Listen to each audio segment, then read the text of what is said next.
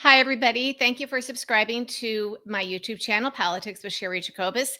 And if you're not a subscriber, I hope you'll help me out and hit that subscribe button. I also have a podcast over on Patreon by the same name where I conduct interviews and whatnot by lawmakers, reporters, activists, you name it. Sometimes I get a Hollywood celebrity or two um, who would like to be politically active. It's funny how some people are afraid to kind of go all in. They're afraid of angering one side or the other. So I really, hats off to the people who are willing to put it all out there and try and save our country. I mean, people like John Cryer and Mark Hamill and Don Winslow and Morgan Fairchild, and I mean, on it goes. These are some of them are friends of mine, and their agents are probably saying, "Please don't get political. Please don't get political because you're going to lose maybe MAGA fans or something." So, um, I really appreciate uh, the celebrity class of people who are politically active and are willing to use their celebrity and their voice and their platform to try and save this country. Um, we are in the middle of a fascist regime. Now, well, I don't even know if it's the middle because that's assuming there's a beginning, a middle, and an end, and we don't know where the end is. But people have been saying for a long time, we're on the brink of authoritarianism and fascism. No, we're there. We are there now. We've seen what Trump has done. The latest is he sent his corrupt thugs at the FBI to John Bolton's house, his former national security advisor, for a raid and to send a message. And there's no reason, of course, for this to happen, but this is what Putin does to his enemies. Trump is doing it now out in the open. You see him getting bolder and bolder and bolder. I don't think it's outside of the realm of possibility. In fact, let me be real clear. I think we are on the path to this happening where he will start disappearing and some of his political critics and enemies will be unalived, as they say, like Putin does. Window cancer. You know what I'm saying? And I wonder when we get to the point, because things are happening now, and I feel like, can we say this stuff on social media? Because they're very sensitive. I was on actually foreign TV a week or so ago, and I used the word fascism, and on the air they said, we don't use that word here. And I'm thinking, well, that is where we are with Trump, and we've been there for a while with Trump. And I've known it for a decade. So for people who have had dealings with Trump in the past, okay, we know some of the things that Michael Cohen and Roger Stone did for him, but especially Michael Cohen. So the fact that Michael Cohen is looked at as some kind of hero of the left is just, it's really hard for me to take. He hurt a lot of people, and there's a lot of things that he was involved in that he hasn't fessed up to that could help out a lot of people. He's covering up still a lot. I'm just going to say that. So really be careful who you make your heroes. So we know what Trump just did to Bolton, and he'll be doing it to other people. And he's done it before. He's done this his entire life. And when he does it to someone like little old me, people just kind of yawn and go, well, she's a nobody, so it's okay. But as I've said before in this space, back in 2015, remember, he had me kicked off TV, and he was only a primary candidate then. And the fact that the media executives did this after I'd been on TV a couple thousand times over the course of 17 years, he could pick up the phone and call Roger Ailes and say, kick her off. And he did. And the same then with Jeff Zucker, his little buddy Jeff Zucker at CNN. Why? Because I knew stuff, and I was a critic, a good critic, a big critic, effective at it. And I was also telling things and confirming things that were being reported that he was saying was a lie, such as the fact that he had a super PAC and was lying about self-funding. I mean, I knew all this stuff. So he defames me on Twitter. And of course, Morning Joe wouldn't let me come on and defend myself, even though Corey Lewandowski called in and defamed me, lied about me. Morning Joe at that time was all in with Trump, remember? So this stuff didn't just happen. This has been creeping up for a while. And the thing is, people know about it. And the people who let Cohen slide and give Michael Cohen a platform and pretend like they don't know what he really is, come on. People put him on TV. Come on. They know. This is what people do. They make a profit from it. So we have to be smarter. We have to be smarter. So back in, it was early 20, let's see, I had been catfish where they had somebody. This was right when they got me kicked off Fox, right as I publicly confirmed that Washington Post report, for which I was not the source, but that Trump in fact did have a super PAC and was lying when he said he didn't. He even attended two of the super PAC uh, fundraisers, including at Jared Kushner's house, where Jared's mother seeded the super PAC with $100,000. Remember, Jared's father was a convicted felon who had done time, so he legally couldn't be involved in that process. Trump has since pardoned him, and he's now in the administration. Yeah, this is where we are. So the corruption. I mean, there could be a whole. Has anybody compiled a list of all of it? Would anybody care? I mean, some of us have been out there screaming from the mountaintops for years about Trump. So he gets me kicked off these networks for telling the truth about him. And these networks, these TV networks, knew that I was telling the truth about him. They were being corrupt. They were covering for him because it was great for the bottom line. And that's what's happening now with people like Michael Cohen. He's great for the bottom line. And we've seen people who knew good and darn well what Trump was all along. Smart people, educated people who went and served in the administration or tried to get big jobs with Trump. And then when they couldn't, all of a sudden they pretend to see the light. And now they speak out against him. And these are people who are complete unknowns until they utilize that as a tool, and then they get on TV and sell books. And you know, we've talked about that before. But they can't do that without us, we the people, being that stupid. Okay. Now, I've known about Trump obviously for a long, long time. Was a victim. So they catfished me by having someone pretend to be a lawyer with privileges in the UK and the United States, representing people who, at least through marriage, were allowed to take part in the political process with money, rich people in the United States. And they pretended that they wanted to hire me to help keep Trump from winning the primary, that they pretended to be, supporting Carly Fiorina. We figured it out. That's another long story about the catfishing. Politico did a big piece on it. And the person was nailed, the person who was the front person. And the FBI, at that time, it was Preet Bharara's office and was looking at it. So we're back and forth with them a lot, providing lots of information. I'm the one that did the legwork to find out who the front person was. And then Trump gets me kicked off CNN. And then I get, the night that we figured out that we thought they figured out, the Trump people figured out that I had finally caught them on the catfishing thing. That night, I was told by somebody who in the Trump world, who at the time was pretending to be a friend of mine. This person was very close to Scaramucci, to Roger Stone, to Michael Cohen. That person told me that Trump has guys in Queens who might be on their way over to cause you harm. Are you in a doorman building? I was living in New York at the time. I said, no, I'm in a brownstone on the Upper West Side. We have cameras. You probably need a squad car in front of your house. And I'm thinking, holy, you know what? I had been involved in some tough political stuff over the years, but never this. And I knew that it was legit. And I also know, you try to call the local police. They're like, yeah, that's not enough to go on. They can't put a car in front of the house. So I lied to a person who I thought might have been, have access to, who I thought was playing both sides, a different person, and said, there's a squad car in front of my house right now. I was trying to protect myself at 11:30 at night in Manhattan on a weeknight, because I was just told that Donald Trump, presidential candidate in the primary, had guys in Queens who might be on, he's got these guys that they were going to come over and throw me out a window, throw me off my balcony, kill me, hurt me, harm me. What were they going to do? Ransack my house? This was in February of 2016, and this happened to me. Okay? A lot more happened. Some of you know the story. I talk about it here. I've done some lengthier things. And then when, so Trump becomes the nominee. By this time, I'm trying to sue him for defamation. And I knew Preet Bharara's office was looking at the catfishing thing, like who was behind it. Well, guess what?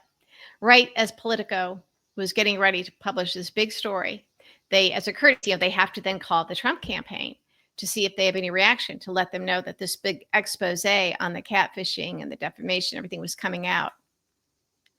But it wasn't public yet. At that time, my email was hacked. So guess what? Tell the FBI, and they go, now we have a federal crime. Now we can launch an investigation.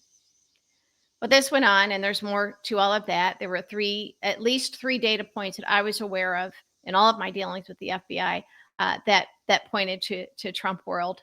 And frankly, these were things that I firmly believe that Michael Cohen was involved in, because at that early stage, Trump's orb, his world of people who would lie, cheat, and steal for him, was very small, and there were only two people who would have been authorized to do some of the things and pay for certain things that were being done, and one of them would have been Michael Cohen. So yeah, there's a lot that Michael Cohen is sitting on, in my opinion. So there was an FBI investigation, and then as the months wear on, now Trump, he wins. Then Trump wins the election. Wins, yeah. Then he gets sworn in, and over the course of time, was, I guess, alerted to the fact, somebody in his world, that there was an FBI investigation. And so Jeff Sessions had that thing shut down so quickly. And I thought they were actually close to indictments. So that taught me, maybe I'm just ahead of the curve because of my personal experience with Trump, but also I'm smart, and I've been involved in politics and media for many decades, at senior levels. This isn't tinfoil hat conspiracy stuff, because everything I've predicted, comes true. Trump will do this. And there are shaky things surrounding, I think, that, the death of Ivana and others. And if you don't think that he's capable of it, I think the worst thing we can do is wait until it's an absolute certainty before we will believe it. I think many people are still very much in denial about the trouble we're in as a country and just what Trump is capable of. Maybe we've seen too many movies where the villain has the little red horns, so they so clearly look like a villain or a bad guy or a mobster. So we expect them to look like it and act like it and talk like it. No, that's really not how it happens. That's not how it happens at all. Not in real life.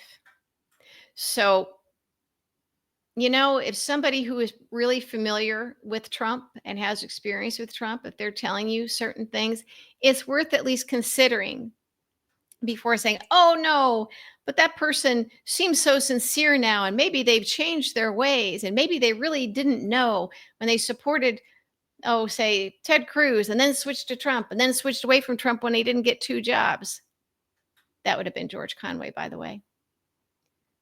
Somebody who has no courtroom experience, never worked as a former federal prosecutor, never worked for an AG, never worked on Capitol Hill or for a governor in a White House or administration. Didn't work on campaigns. He was a rich corporate lawyer who did mergers and acquisitions. Okay. But he's interesting because of who he used to be married to. So you provide that drama. We really need to be careful who we make our heroes. And I do believe that we have already paid a big price because we didn't get it soon enough. We can't afford to make those mistakes anymore, folks. How long did some of us let ourselves be beaten down by the Garland cheerleaders who said, he's just dotting the I's and crossing the T's, and this isn't an episode of Law and Order and blah, blah, blah. People who we never heard of before, but because they somehow get a big Twitter following and tell others what they want to hear, all of a sudden they become these trusted experts. And they were wrong. But they knew as long as they went down that path, they were so far down the path because they were getting all this attention and fame this way. They weren't about to back down and go, oops, it looks like Garland might be a problem. I do think that history will show that maybe we were sunk, that sometimes in the fullness of time, honest people who don't have an agenda look at how things really were, and they're going to realize that we let this happen, that when Merrick Garland got to the point where he was dragging his feet, well, not just dragging his feet, he didn't really do anything. When it got to a certain point where Trump could then say, I'm going to run for president again, that was all over. Because he became, at that time, basically the presumptive Republican nominee. And this was way, way early, but all he had to do was say that and it was done. Had nothing to do with legal filings or anything like that. It was done. And that gave him the opportunity to claim that this was just Joe Biden going after his political opponent. He established himself as the political opponent. I do believe that because we didn't get it then, I mean, some of us did, but man, we got beaten down. And we see all these people telling the masses what they want to hear. And the generational wealth guys, the ones that, oh, the clever tweet guy, all of that. We wanted to be entertained. And we let this happen. And I am still going to be out there begging everybody, don't let it happen. Get smart, get real. Listen to the facts. All right. And I don't care how sincere somebody sounds on TV. You worked for Trump, committed crimes for Trump, did a lot of unethical things for Trump, hurt a lot of people for Trump, and now is made rich star with best-selling books and podcasts and on TV. We're still doing that. So if you're a party to that and you're okay with that, just, you're not doing everything you can to save this country. If you still need to be entertained by people like that, when there are better people out there to listen to, more honest people, more experienced people, knowledgeable people, then you're part of the problem, frankly.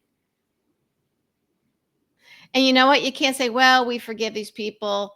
If you weren't one of the people they hurt and they didn't commit these crimes or do these horrible things to you, you kind of don't have that right. You don't get, I'll just be blunt. You don't get to forgive Michael Cohen for what he did to me.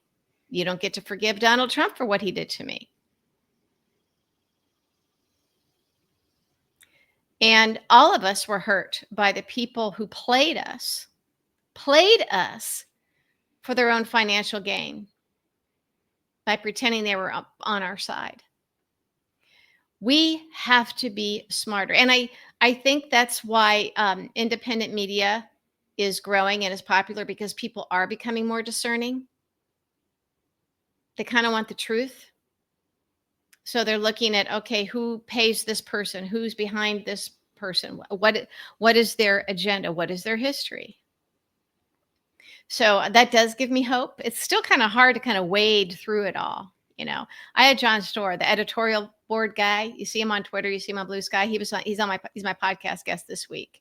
And what he does is a newsletter where he boils everything down into, like, if you're a very busy person, you can't be on watching and reading the news all the time.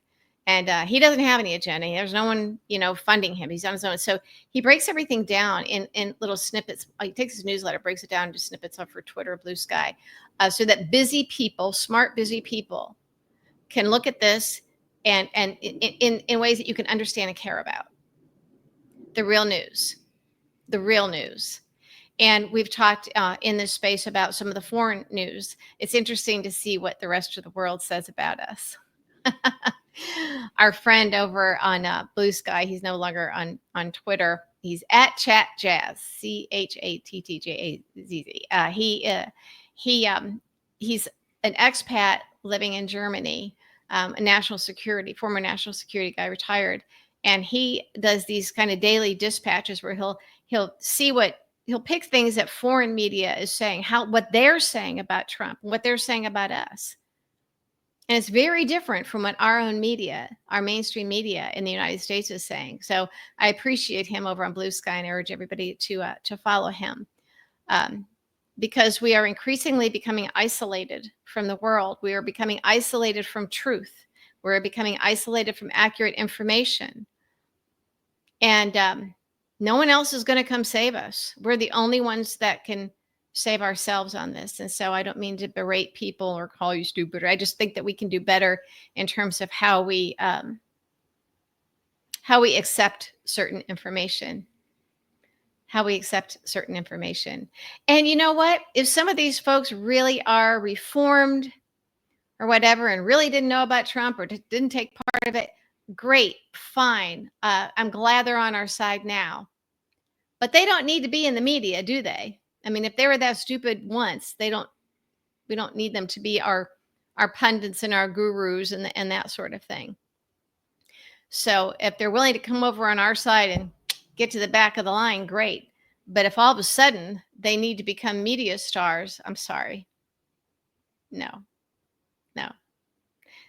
That's when you're playing us too much. So anyway, that's my 2 cents worth.